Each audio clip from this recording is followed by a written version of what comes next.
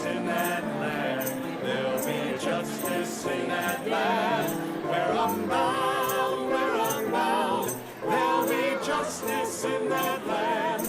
There'll be justice in that land. There'll be justice in that land. We're unbound.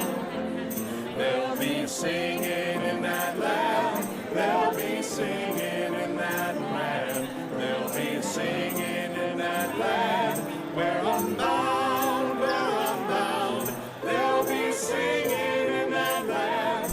There'll be singing in that land. There'll be singing in that land. We're unbound.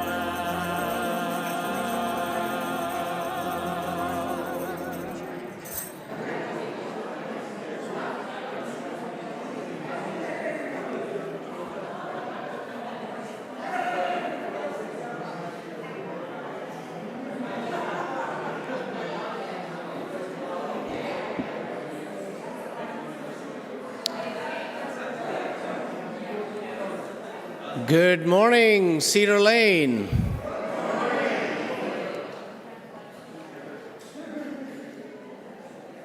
Welcome to worship on this beautiful summer day. Whether you're here in person or joining us online, it is really good to be together. I'm Abhi. I use pronouns he and him. I am a South Asian Indian man in my mid-50s with dark brown hair and a graying mustache and goatee, and today I'm wearing a pink shirt with a salmon-colored vest with some flower patterns on it and blue pants.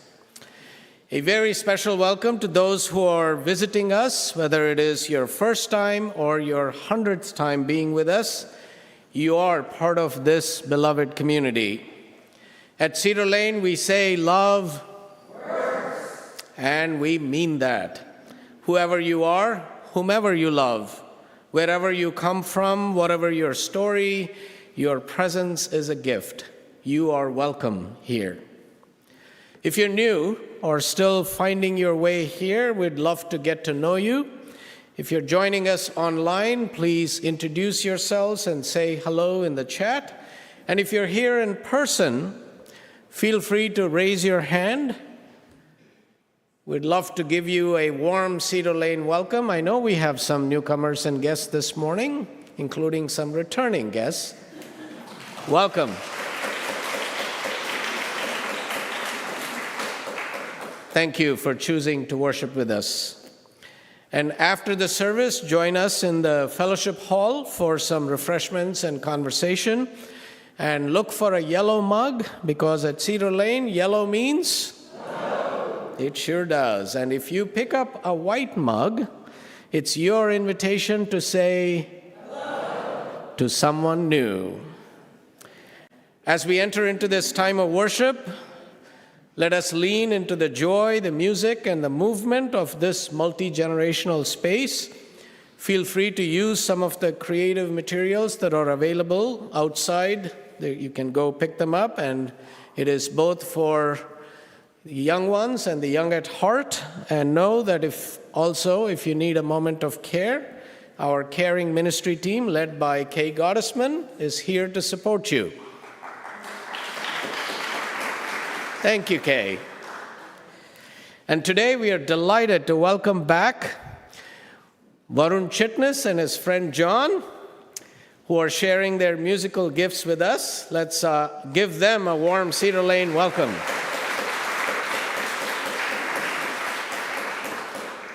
Varun will be playing the piano, singing with his guitar, and even doing a tap dance if the Spirit moves him.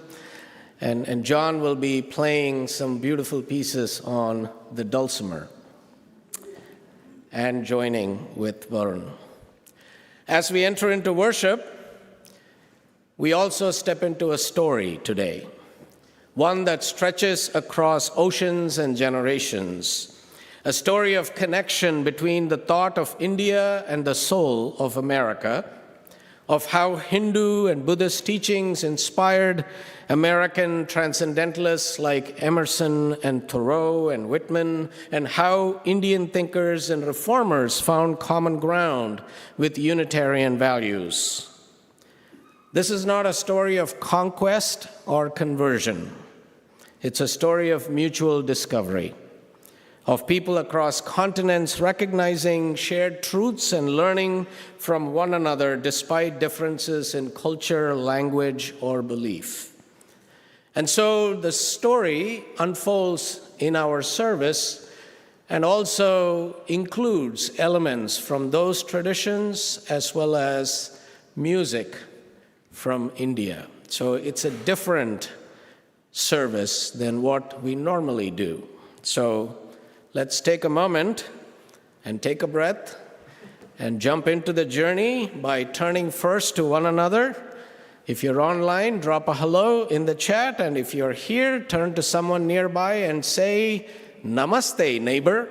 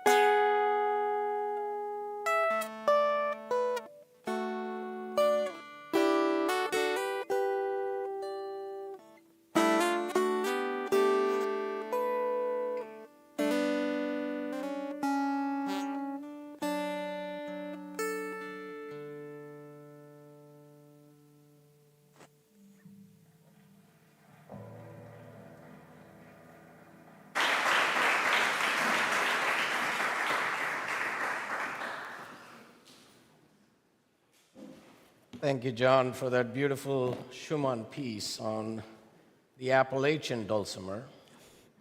There is an Indian version, but that's not what John brought today. Thank you.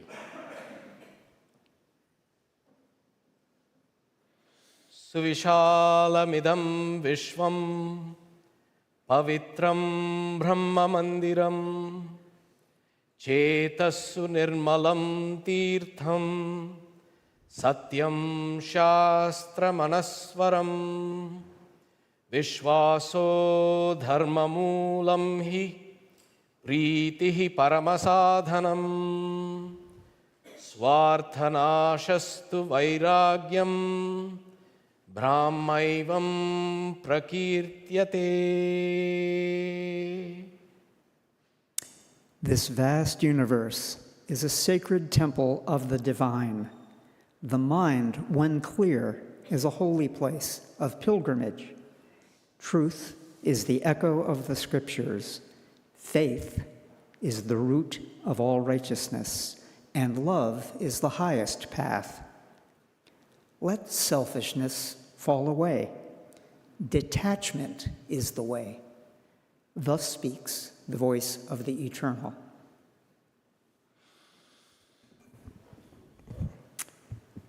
Hello, I'm David Devlin Foltz. My pronouns are he, him, and it's a joy to serve as your worship associate this morning.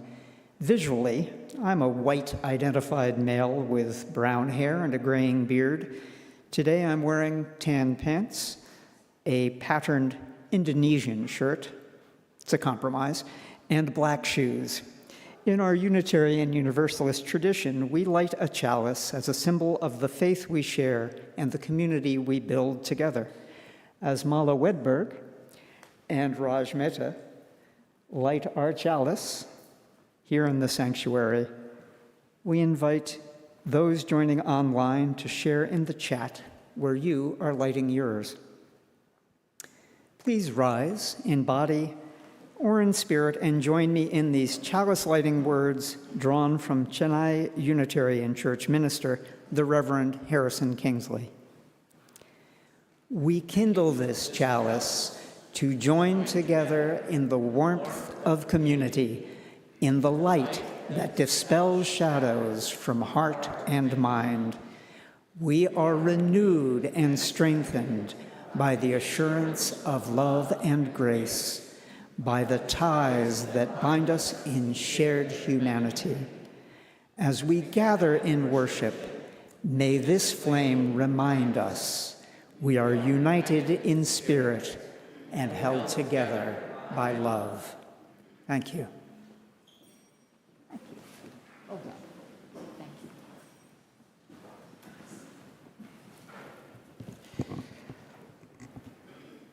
So today I want to tell the story of someone who lived a long time ago in a place far from here, but whose questions and courage still matter. His name was Ram Mohan Roy. Let's say that together. Ram Mohan Roy. And he lived in India more than 225 years ago, when the country was under British rule. That meant big decisions were made not in India, but in London. And as Ram Mohan grew up, he saw things that troubled him. He saw women being treated unfairly. He saw people being discriminated against and hurt in the name of religion. And when he started asking questions, adults told him, "Don't ask questions. That's just the way it has always been." Sound familiar? But Ram Mohan did ask questions, and when the answers didn't feel right, he decided to do something about it. So in 1828, he helped start something brand new, the Brahmo Samaj, which means the Society of the Worshippers of One God. It was a place where people could pray together, think together, and work for justice together, no matter their language, their ethnicity, their caste, or gender. And they believed God is one. Love is universal, and truth is too big for just one religion. Now, here's something even more amazing about Ram Mohan. In his time, there was a cruel tradition that was practiced in some parts of India. When a woman's husband died, people said she had to die alongside her husband. It was a terrible practice called sati. And when anyone questioned it, the answer was, it is God's will. It is her karma. That's just the way it's always been. But Ram Mohan Roy said, no, that is not the will of God, because every life is sacred. And so he started a whole movement against sati and wrote a letter to the British Parliament and to the General of India, and he told them, this is wrong, end it.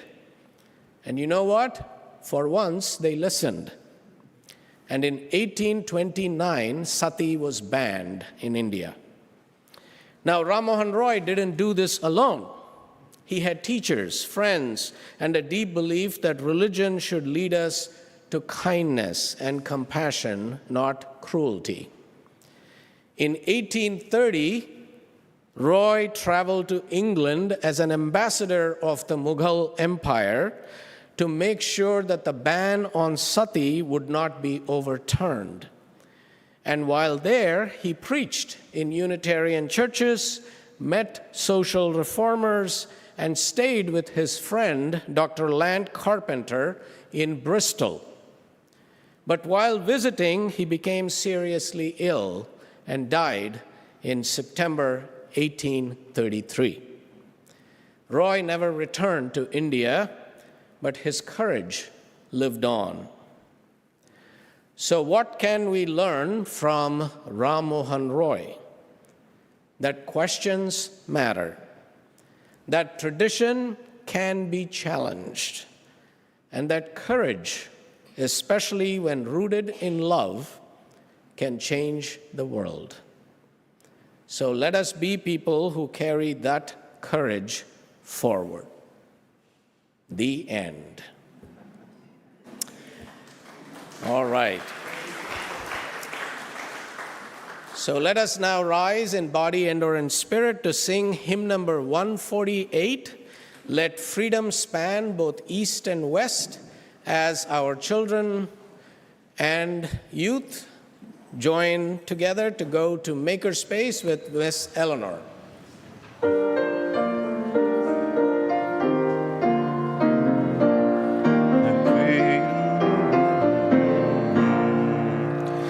Let freedom span both east and west, and love both south and north, in universal fellowship throughout the whole wide earth.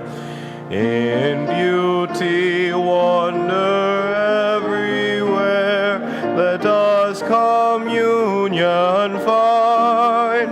Compassion be the golden cord, close binding humankind. Beyond all barriers of race, of color, caste, or creed, let us make friendship, human worth, our common faith and deed. Then east and west will meet and share, and south shall build with north, one human commonwealth of good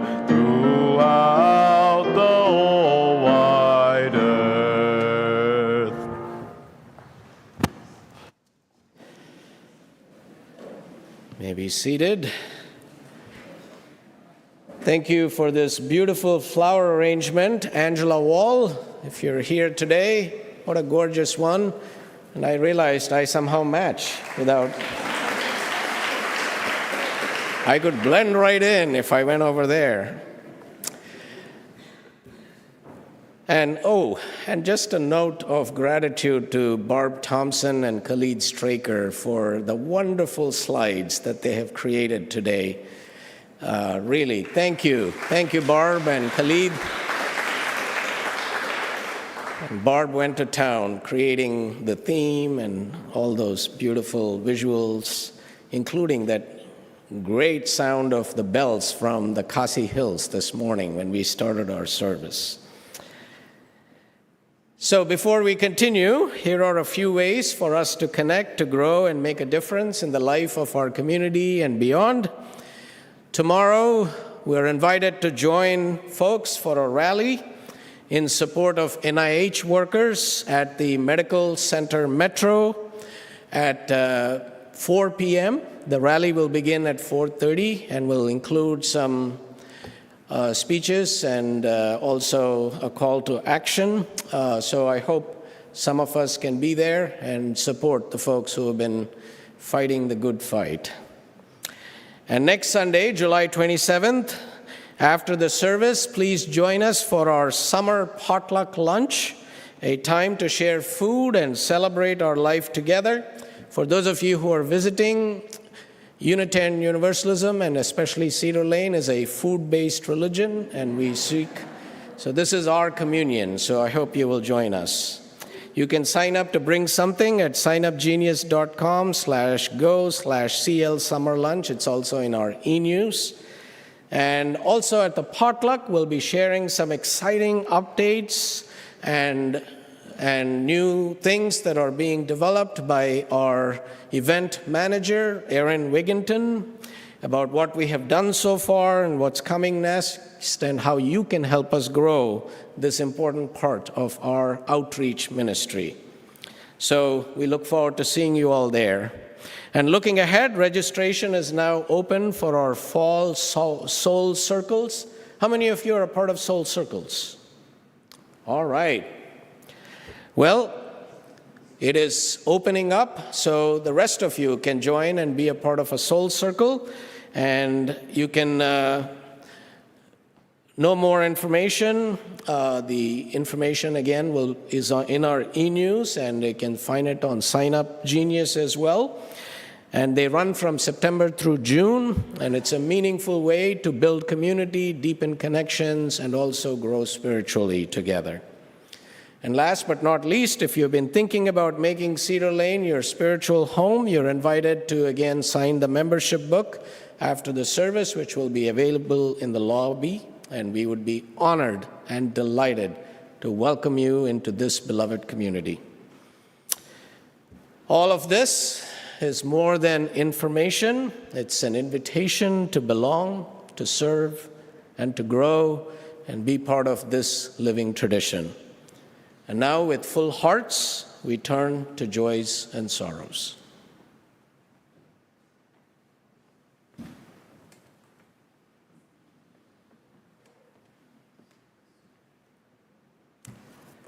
As we enter this quiet moment together, I invite you to pause and take a steady, gentle breath in and out.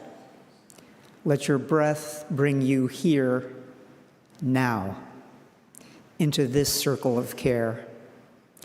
This is a time to honor the fullness of life, the joys that lift us, the sorrows that weigh on us, and the questions we carry quietly within. Whatever you bring this morning, know this: you are not alone. You are held in this community in love. In our Cedar Lane Circle, we celebrate with Raj Mehta, whose niece Manali Desai has been appointed head of the School of the Humanities and Social Sciences at Cambridge University, a role equivalent to dean, and an extraordinary achievement.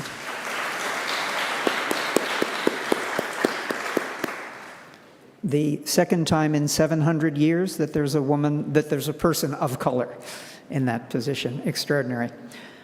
We also share the joy of Steve and Joanne Jersey on the birth of their third grandchild, Reagan Ella Edmonds, born July 17th, to Jordan and Andrew Edmonds.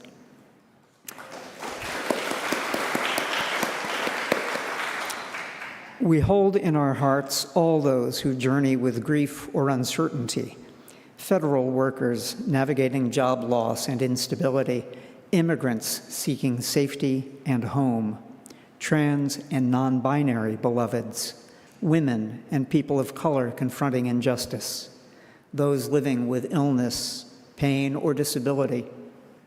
And our hearts stretch further still to those around the world living under the shadow of war and violence. May peace, however fragile, find a way.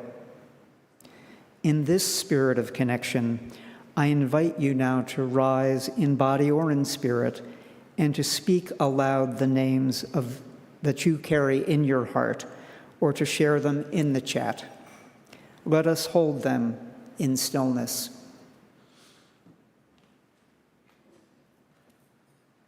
Bob Foltz.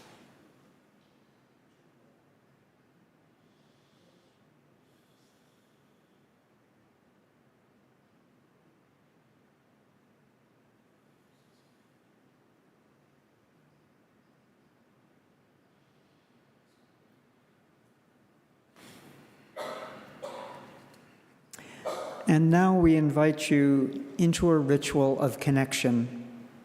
At the side table are smooth stones waiting to be chosen.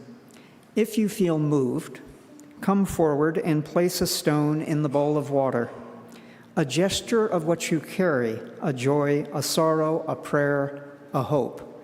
And may the ripples remind us what we carry, we do not carry alone. And you are welcome to come forward now.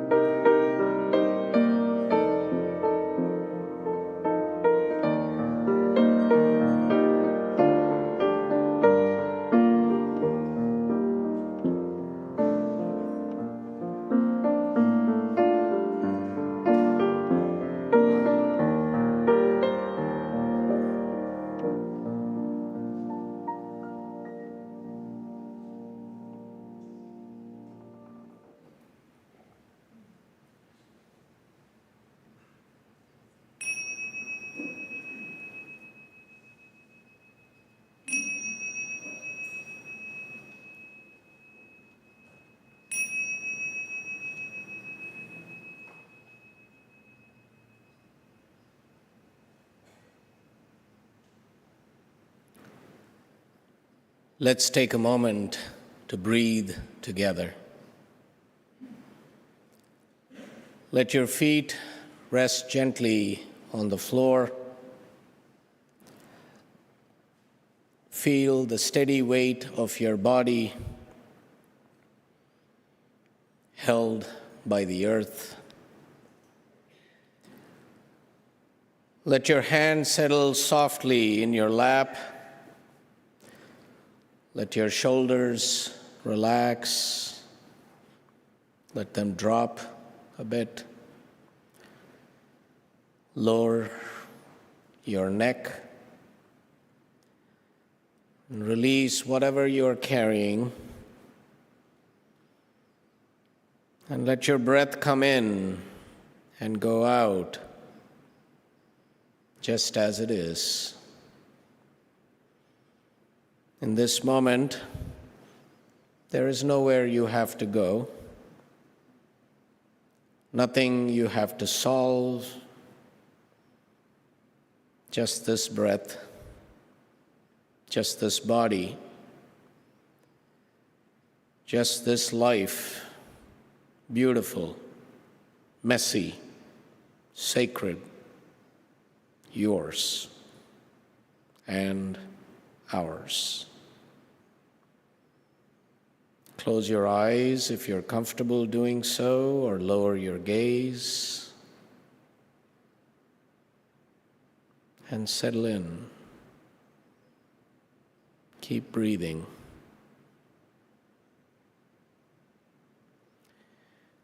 We hold the joys and sorrows, spoken and unspoken, seen and unseen, like small stones in our hands. Real, solid, carried together in community. Let your breath move gently through your heart toward what is aching, what is grateful. And rest there for a moment with tenderness.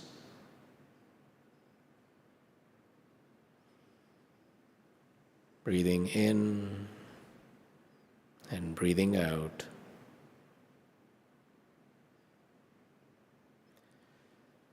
And now we call on words from the Upanishads, an ancient prayer, a breath of longing across centuries. Asato ma sadgamaya. Lead us from untruth to truth. Tamaso ma jyotirgamaya. Lead us from the shadows into the light. Mrutyormam amrutangamaya. Lead us from death into abiding life. Aviravir mayedi Rudra. O fierce one, show us your gentle face. Yatte dakshinam mukham te namam pahi nityam. To you we bow. Protect us always. Om Shanti Shanti Shanti. Om Shanti Shanti Shanti. Om Shanti Shanti Shanti.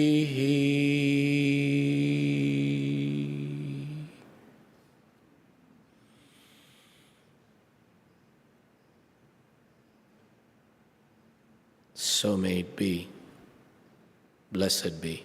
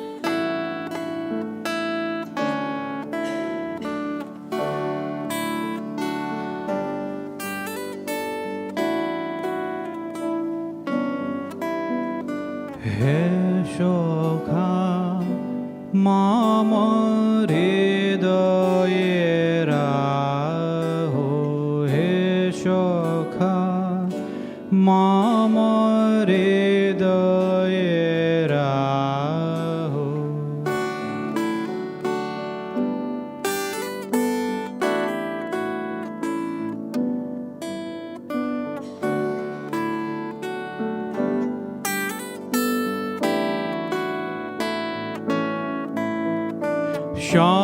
সংসারে গাম কাজে সংসারে গাম কাজে জ্ঞানে ধ্যানে হৃদয়ে রাহো জ্ঞানে ধ্যানে হৃদয়ে রাহো হে সখা মম হৃদয়ে রাহো হে সখা মম হৃদয়ে রাহো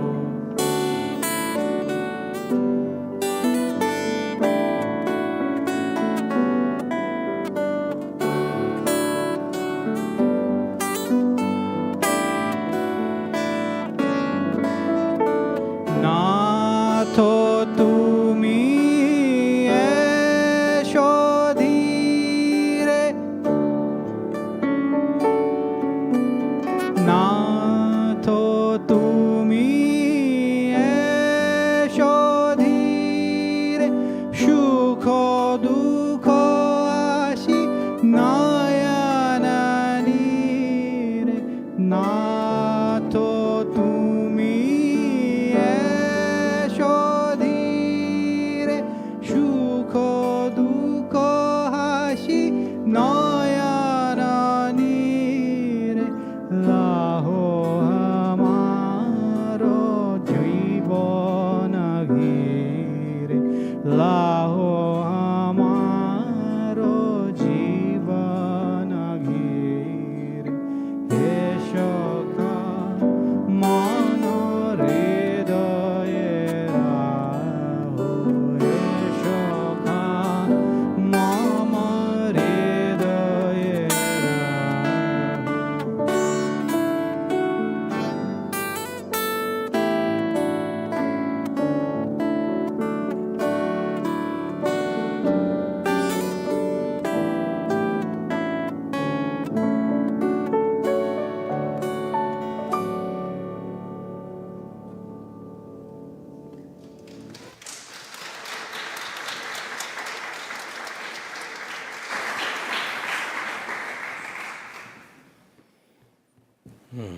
Beautiful. Thank you, Varun and John. So if you were to walk into the Chennai Unitarian Christian Church on a Sunday morning today, you would be greeted by just joyful music. They do praise worship. And you will hear spirited prayers and sermons in Tamil, and a warm and welcoming, radically hospitable community. Some of you were there when we went on those 2 pilgrimages to India, and you experienced that. You'll find children and elders, young adults, and working families gathering not just for worship, but to learn, serve, and grow together. They run sewing classes for women, offer scholarships for poor children and youth, and they support a night school in a nearby village for older adults. Now, I've had the privilege of knowing this congregation for over 30 years. And earlier this year, during my sabbatical, in February, I visited again. I stood in their pulpit and preached a full 20-minute sermon in Tamil for the very first time. Yes, I've never done that. This time I finally mustered some courage and did, with my heart full and my knees shaking. And yet I was welcomed like family. It felt like coming home again. But to truly understand the spirit of this place, the courage and the conviction that sustain it, you have to travel back more than 2 centuries. Back to a young boy named Thiruvengadam Mudaliyar. He was born in 1768 in Kanchipuram, west of what is now Chennai, and his early life was marked by deep loss. His village was raided, his parents were killed. Orphaned and alone, he walked to Chennai in search of survival. And there, a Muslim man took compassion on him and helped him find work aboard a British ship. But that voyage was not what it seemed. Thiruvengadam was sold into slavery. Eventually, he made his way to London, where he found employment in the house of William Roberts, a Presbyterian, the man who bought him.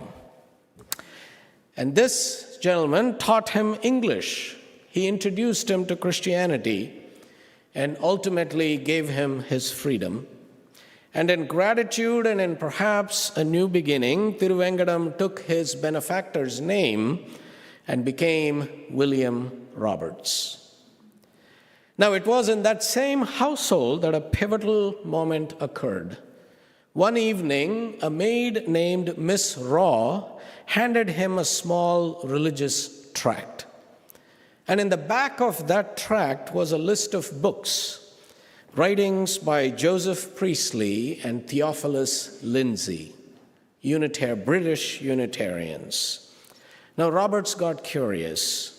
He went to the Johnson's bookstore and purchased Lindsay's list of false readings and mistranslations of the scripture.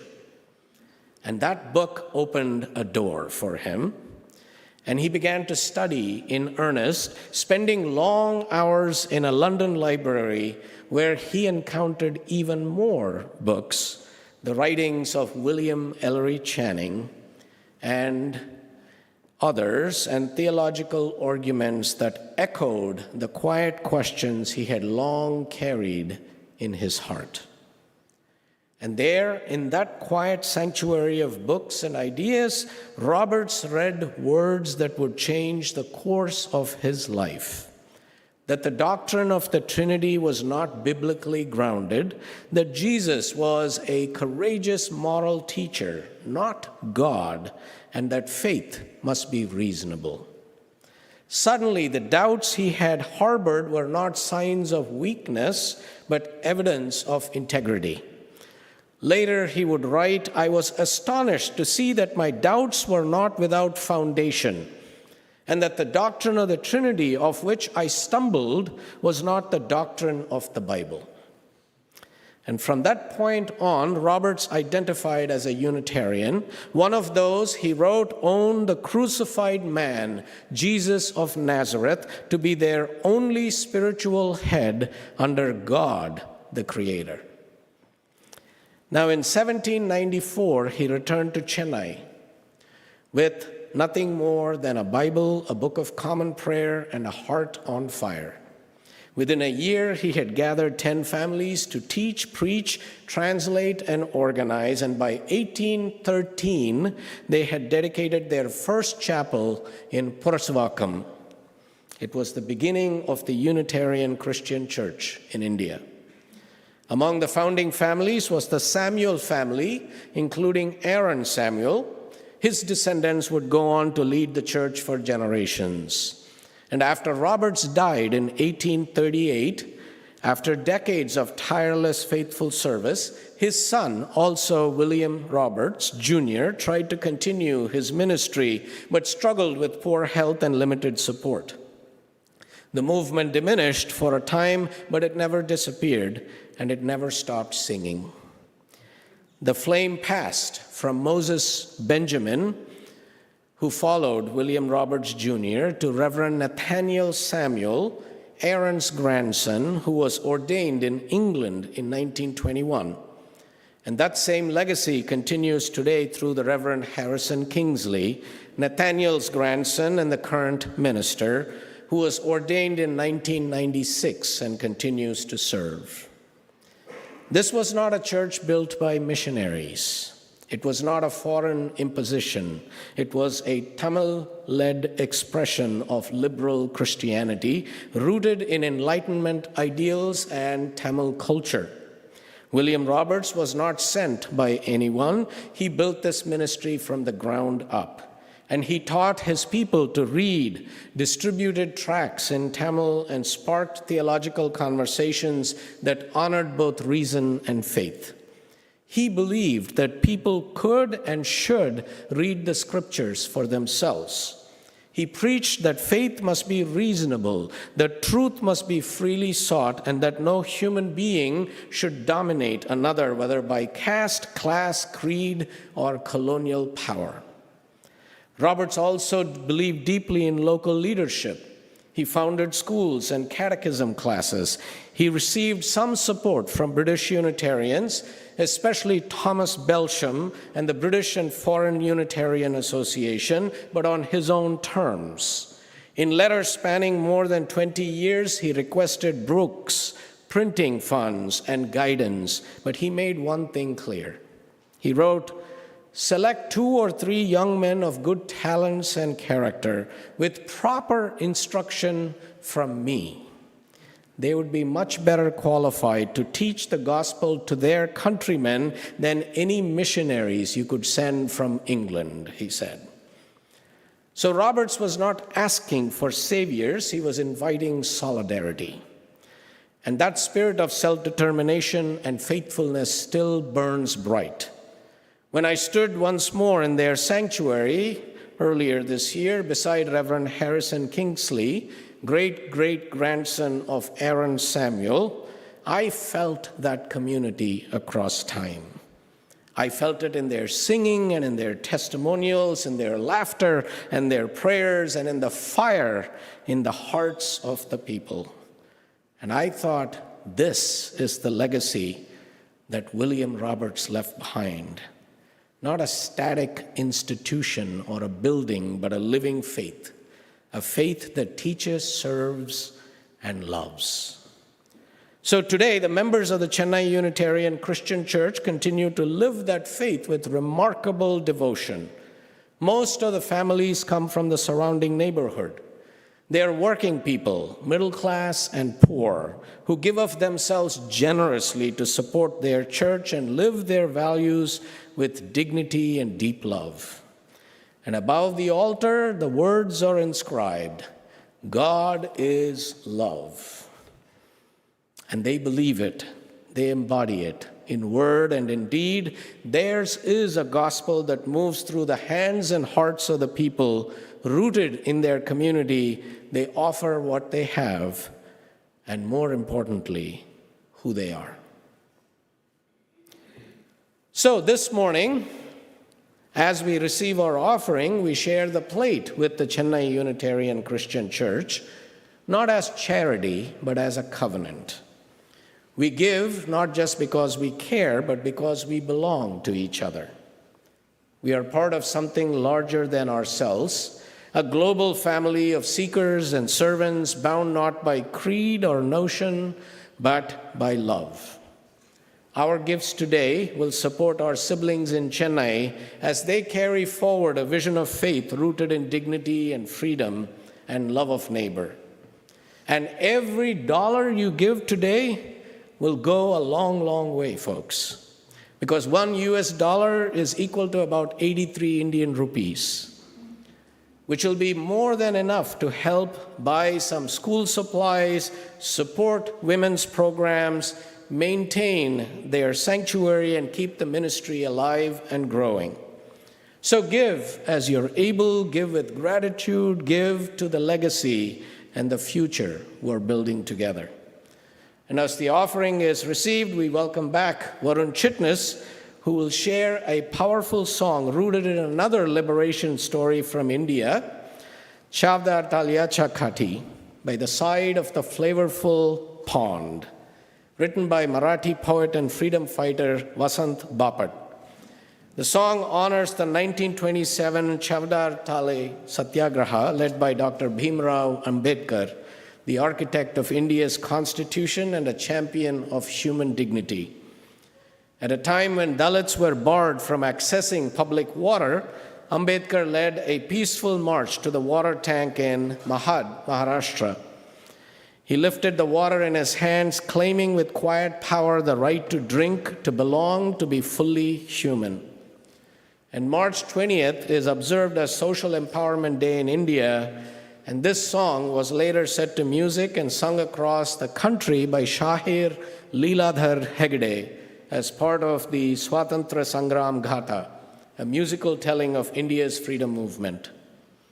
The offering will continue to be given and received. You can go over again if you want.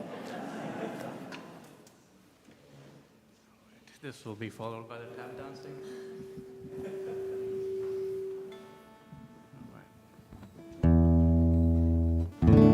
Thank you, Abhi. Thank you, everyone.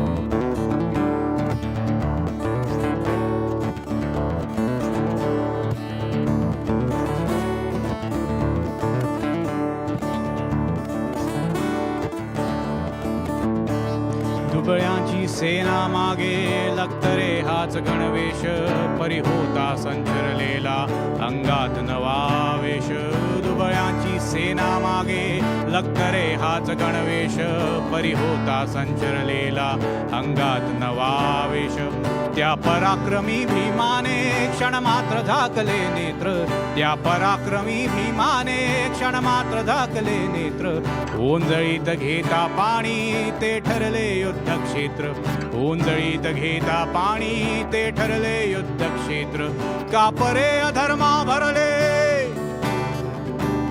कापरे अधर्मा भरले रूढींची शकले झाली कापरे अधर्मा भरले रूढींची शकले झाली चवदार तळ्याच्या काठी जन्माला क्रांती आली चवदार तळ्याच्या काठी जन्माला क्रांती आली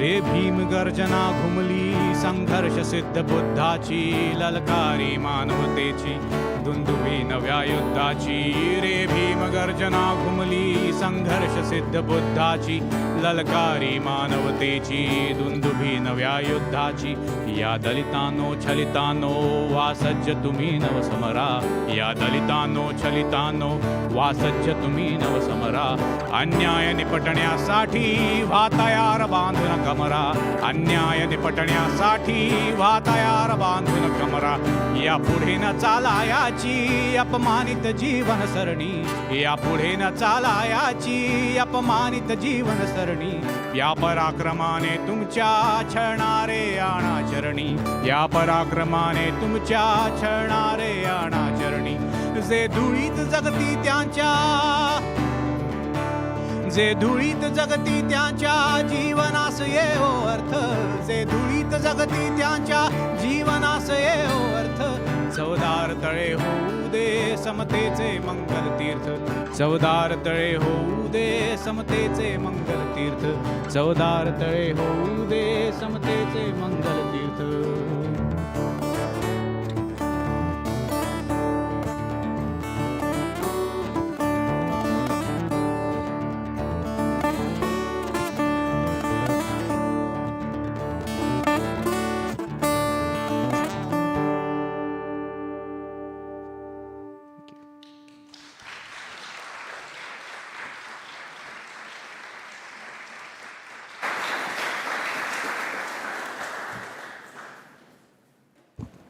Thank you, Varun and John. That song, by the way, was in Marathi, which is another language that is spoken in Western India, in Maharashtra, which is where Varun is from.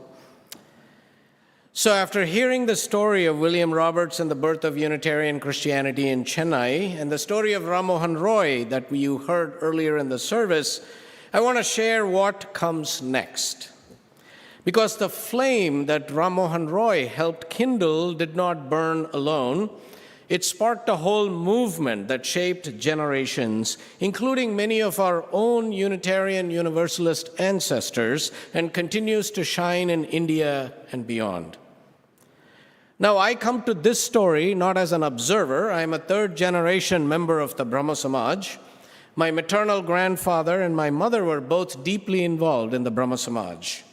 And it was through the Brahmo Samaj that I first encountered Unitarianism and later Unitarian Universalism, an encounter that eventually led me to seminary in Chicago and then into ministry.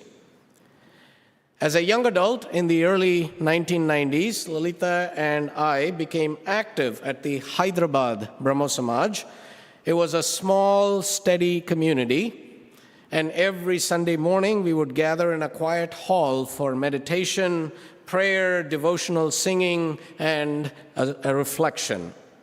And afterwards, we would share tea and samosas and conversation, everything from the Upanishads to the latest cricket match and what was going on and how India was faring.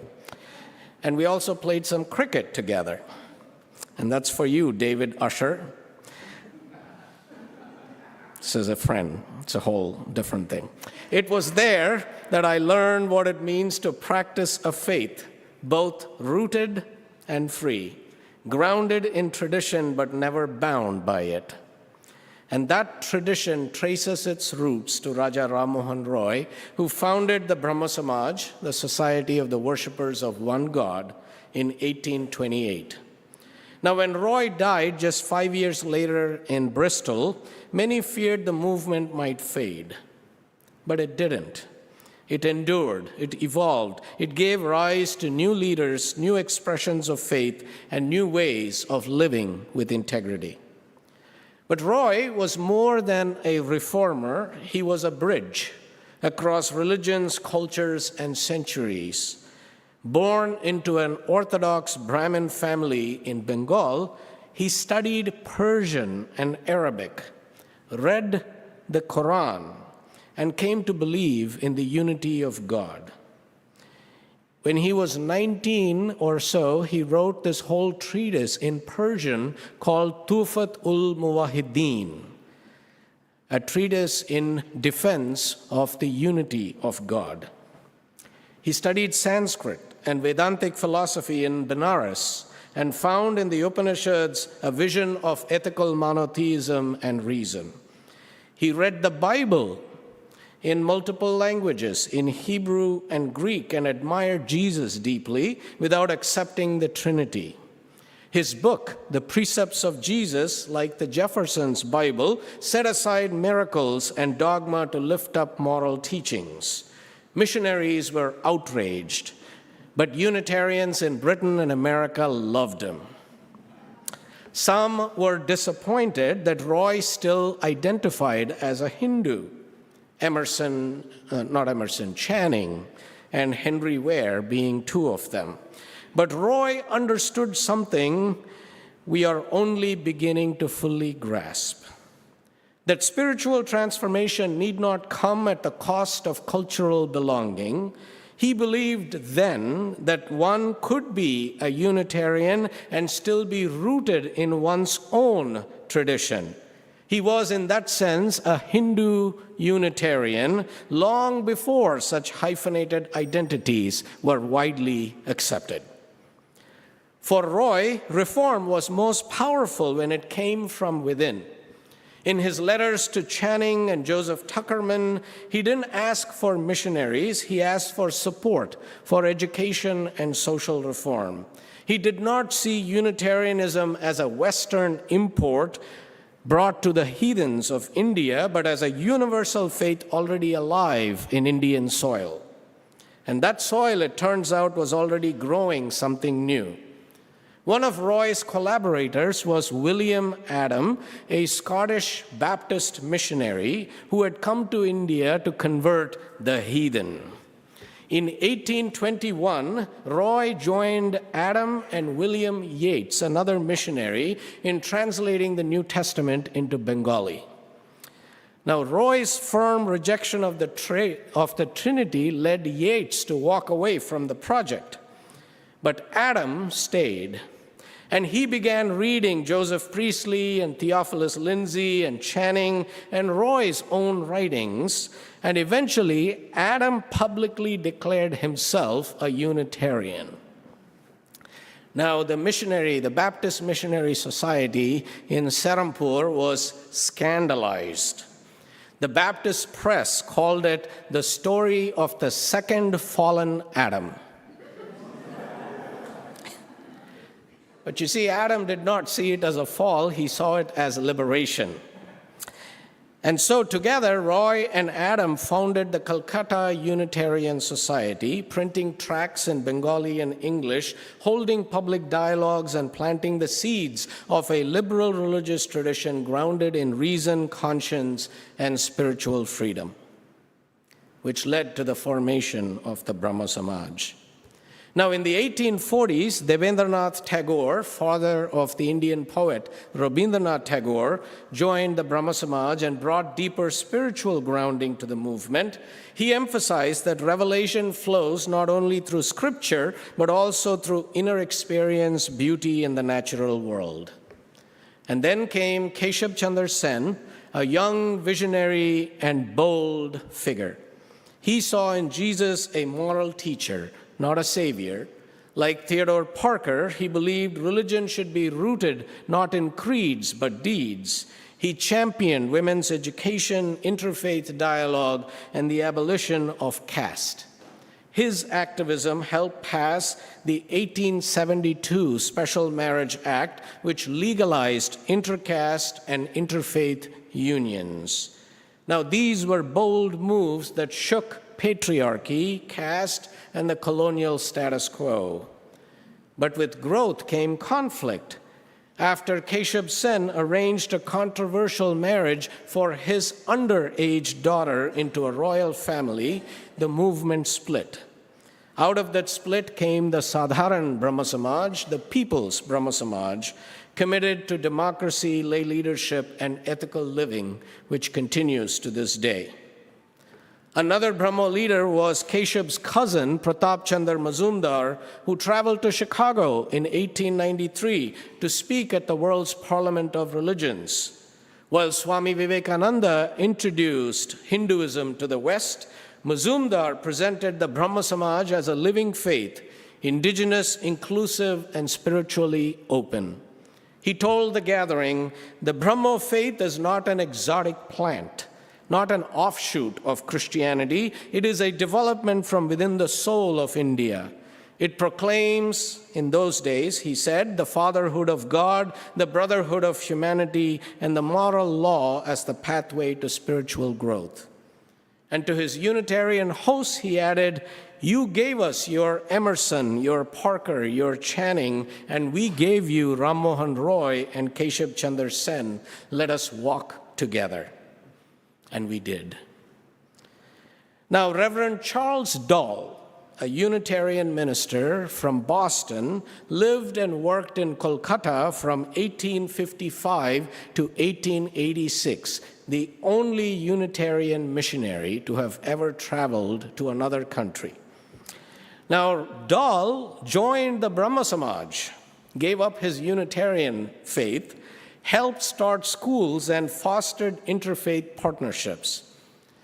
Later, the Reverend Jabez Sunderland visited India 3 times, beginning in 1895. He met with Brahmo leaders, supported Indian independence and self-rule, and helped students study at Unitarian seminaries abroad. His book, India in Bondage, was so controversial that it was banned in Britain, and he was barred entry into England. The Brahmo Samaj became more than a spiritual movement. It became a force in India's struggle for freedom. Its members helped shape the Indian Renaissance. They were among the first to challenge caste, champion women's rights, and call for Swaraj, or self-rule. Mahatma Gandhi called Roy the father of modern India, and he often quoted him in his speeches. The Brahmos also gave us some of India's greatest cultural and intellectual leaders, Rabindranath Tagore, Jagdish Chandra Bose, the scientist, Satyajit Ray, the filmmaker, Sarojini Naidu. Naidu brought Brahmo ideals into the Indian independence movement. She was a fierce advocate for women's rights, interfaith harmony, and Hindu-Muslim unity. The Brahmo Samaj was never a mission field. It is and it remains a sibling movement, indigenous, independent, and courageous. It affirms that God is one, eternal, and formless, that no scripture is final and all contain glimpses of truth, that reason, conscience, and experience are sacred guides, that caste, gender, and class discrimination are moral wrongs, and that love, not fear, is the heart of true religion. Sound familiar? Now, today, the Brahmo Samaj is smaller, but still active in places like Kolkata and Mumbai and Pune and Hyderabad and beyond. Their services are simple: meditation, music, scripture reading, and a short reflection.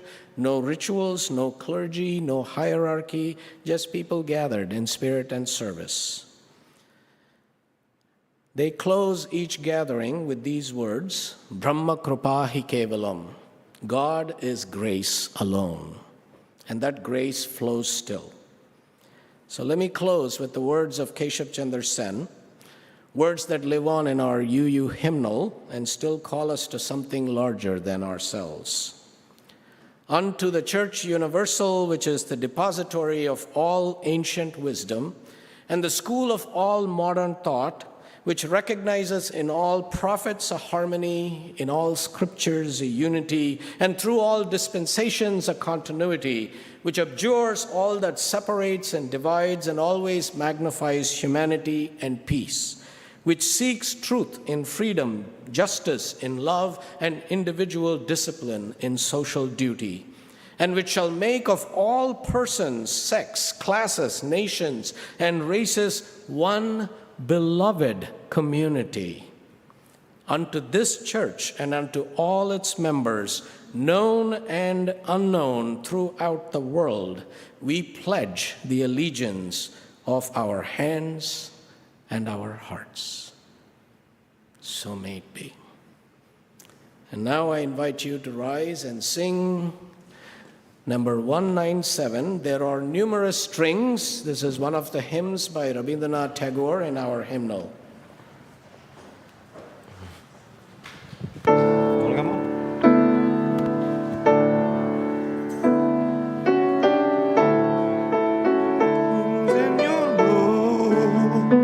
Let me add my own among them, and when you smile or coax, my heart will break its silence, and my heart will be one with your song. There are numerous strings in your lute. Let me add my own among them, and it's your numberless stars. Let me place my own little lamb. There are numerous strings in your lute. Let me add my own among them. In the dance of your festival of lights, my heart will throb and I will be one with your smile. There are numerous strings in your lute. Let me add my own among them. Thank you, Yash. That was good. It's not an easy hymn to sing. All right, wow, we're journeying. We're almost there, just a few more minutes. We'll now go to another part of India.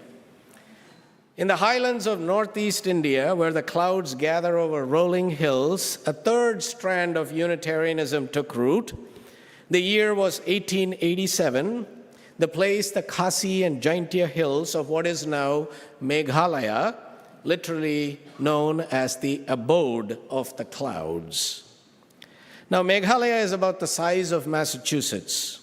Its eastern highlands are home to the Khasi, Jaintia, and Karbi peoples, indigenous communities with their own languages, spiritual traditions, and a matrilineal way of life. Very different from what you might encounter in other parts of India. Clan identity and inheritance pass through the mother's line. Women hold the ancestral land, while maternal uncles manage it. There's still that, We can't help ourselves. Life is held together by kinship, story, and a deep relationship with the land and the sacred. And into this web of culture and tradition was born Babu Hajam Kasur Singh in 1865. He came of age during a time of growing missionary influence. Welsh Calvinists had arrived a generation earlier, converting many and translating the Bible into Khasi. Singh was sent to a missionary school and at 15 converted to Christianity, became a Presbyterian, but over time he began to question what he was taught. He searched for a faith that could hold the moral teachings of Jesus alongside the spiritual inheritance of his people. And that search led him to something new. Kanam Manewe Ble, the religion of one God. A faith rooted in Khasi soil, grounded in Khasi values, yet open to truth wherever it might be found. And along the way, Singh met a leader, a Khasi leader of the Brahmo Samaj, who encouraged him to contact the Reverend Charles Dahl in Kolkata. Now, Dahl replied back with Unitarian writings, which gave Singh language for the vision he had already begun to live. He adopted the name Unitarian, not as an import, but as an affirmation of spiritual kinship. Now, Khasi Unitarianism did not arise again from the outside, it grew from within. The God Singh preached was not that distant judgmental figure of missionary theology. The Khasi name for God is Uble, the creator and sustainer, a universal spirit that fills all things, formless, beyond gender, filled with compassion and light. And in the Pnar language of the Jaintia hills, the divine is Trekrot, the caring and bountiful one. The War Jaintia, whose dialect is among the oldest in the region, used the word Prai, simply meaning the creator who gives life. And those names are not borrowed, they arise from Khasi cosmology, from the songs and prayers passed down over centuries. And in hymn after hymn, Singh and his contemporaries described a God not of fear, but of presence. Radha Singh Berry, who became Unitarian after years in the Sangh-Khasi movement, wrote, "This is not a foreign God, God of our own he is." And Job Solomon, a Presbyterian deacon who contributed hymns to the early Khasi Unitarian songbook, declared, "This is our God, God of our ancestors too, God of the Pnars and the Khasi." This movement, again, was not a rebellion, but a reclamation, a living faith that held the teachings of Jesus and Khasi creation stories in the same open hand, a community built not on conversion, but on covenant. On September 18, 1887, Hajam Kishore Singh led the first Unitarian service in his home in Jowai. 3 people attended. 2 years later, they had built a church in Nong Talang. By 1892, with support from American Unitarians, Singh published a Khasi hymn book, 500 copies, many translated by his own hand. By 1899, there were 214 members. By the 1910s, Khasi Unitarian women had begun setting aside a handful of rice at each meal to support the poor, a gesture of daily compassion that continues in congregations today. The movement grew steadily. Churches were formed in places like Nong Tamai and across the hills. Today, there are more than 45 congregations, including a few in the neighboring state of Assam. Most run schools, many pre-primary and some all the way to secondary level. There is a medical clinic, an orphanage, micro-loan programs, and an extensive partnership with American Unitarian Universalists and British Unitarians through education and interfaith work. The Annie Margaret Barr School, many of them in Jowai and other places, founded with international support, serves hundreds of children each year. Every September 18th, they gather for Unitarian Day, which is a public holiday in Meghalaya, the only Unitarian holiday that I know of, marked by torchlight processions, meals, dancing, sports, and 3 days of worship. And you complain about 1 day. It is not just a commemoration, it is a living declaration that their faith endures and continues to grow. And today there are more than 10,000 Khasi Unitarians, teachers, farmers, government workers, students, artists, and elders, a small number globally, but the 3rd largest Unitarian community in the world after the United States and Transylvania. They are the heart of a movement that arose not through missionary zeal, but through spiritual seeking. And I've known them for over 30 years. I've traveled the winding roads to their villages, sung with their children, preached in their churches, broken bread in their homes. And in February, I was with them again, teaching a seminar on Jesus. They wanted a Hindu heathen to talk about Jesus, so I did. I preached in Nong Tamai, where the church bells echoed through the misted hills. Through all the differences of language and culture, one thing has remained clear. For Khasi Unitarians, faith is not marginal, it is central. It shapes how they live, how they love, how they understand their place in creation. So I wonder, what might we learn from them? They remind us that Unitarianism is not a set of doctrines, it is a way of living in truth. That God is not confined to one name and language or one theology, that faith must be lived, not inherited. They remind us that religion at its best builds community, not walls. That to love God is to serve our neighbor. That covenant is deeper than comfort. That the light of truth shines through many windows. And they return us to the questions that still guide our journey. Who are we? Whose are we? What does it mean to love our neighbor, especially the neighbor who is different from us? And how shall we treat one another in this fragile, interwoven, sacred world? For more than a century, our Khasi siblings have been answering those questions with courage and compassion. May we have the wisdom to listen, the humility to learn, and the resolve to journey beside them. And as they say in their motto in the Khasi Hills, Tunang Roy, keep on progressing. So the song we're about to sing is a familiar one, We Shall Overcome, and is rooted in the deep well of Black spirituals and freedom songs. Its earliest version, as you may know, may trace back to the hymn, I Will Overcome Someday by Reverend Charles Albert Tindley. And in 1945, it was sung by tobacco workers led by Lucille Simmons during a strike in Charleston, South Carolina. And from there, the song found new life to the Highlander Folk School in Tennessee, a center for labor and civil rights organizing. And Zilphia Horton, the school's music director, taught it to many people, including Pete Seeger, a Unitarian Universalist, who alongside Guy Caravan, UU aligned, helped shape the version we know today. It became the unofficial anthem of the civil rights movement. And then, in the late 1960s and 70s, the spirit of We Shall Overcome crossed oceans and languages. In India, it was translated into Hindi and other regional languages as Hum Honge Kamyab, written by Girija Kumar Mathur, and sung by students, workers, and Dalit activists in their own struggles for justice. So today, we're going to try something. We're going to join our voices singing both in English and in Hindi.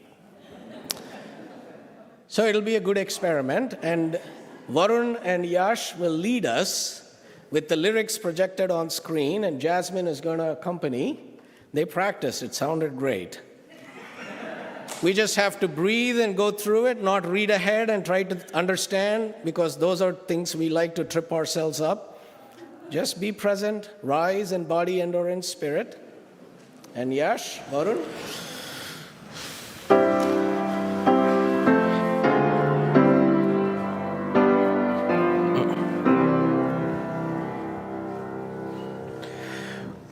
We shall overcome, we shall overcome, we shall overcome someday. Oh, deep in my heart, I do believe we shall overcome someday. हम होंगे कामयाब, हम होंगे कामयाब, हम होंगे कामयाब एक दिन। ओ मन में है विश्वास, पूरा है विश्वास, हम होंगे कामयाब एक दिन। We'll walk hand in hand, we'll walk hand in hand, we'll walk hand in hand someday. Oh, deep in my heart, I do believe we'll walk hand in hand someday. हम चलेंगे साथ साथ लिए हाथों में हाथ, हम चलेंगे साथ साथ एक दिन। ओ मन में है विश्वास, पूरा है विश्वास, हम चलेंगे साथ साथ एक दिन। We are not afraid, we are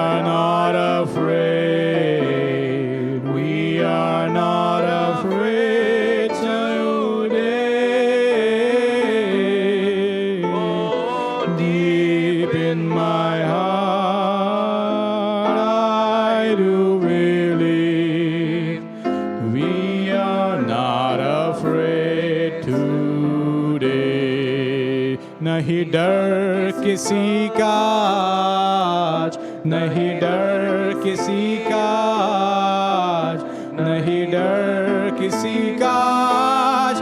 एक दिन हो मन में है विश्वास, पूरा है विश्वास, नहीं डर किसी का आज। एक दिन we shall overcome, we shall overcome, we shall overcome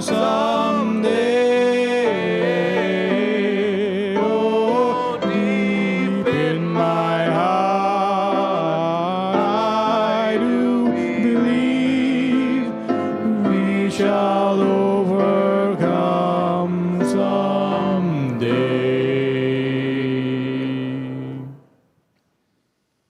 Right. These words from Hajam Kishore Singh. May the holiness of the Spirit fill this world we share. May our hearts be grounded in love and moved by compassion. May our work for justice, equity, and peace be a living expression of that love. And may all that is good, all that is true, guide our steps as we journey together. We extinguish this flame, but not the courage it kindles. For it will be lit again by the strength of our communion and the hope we carry forward. So go in peace, Go making peace, living gently loving mightily. and bowing to the mystery.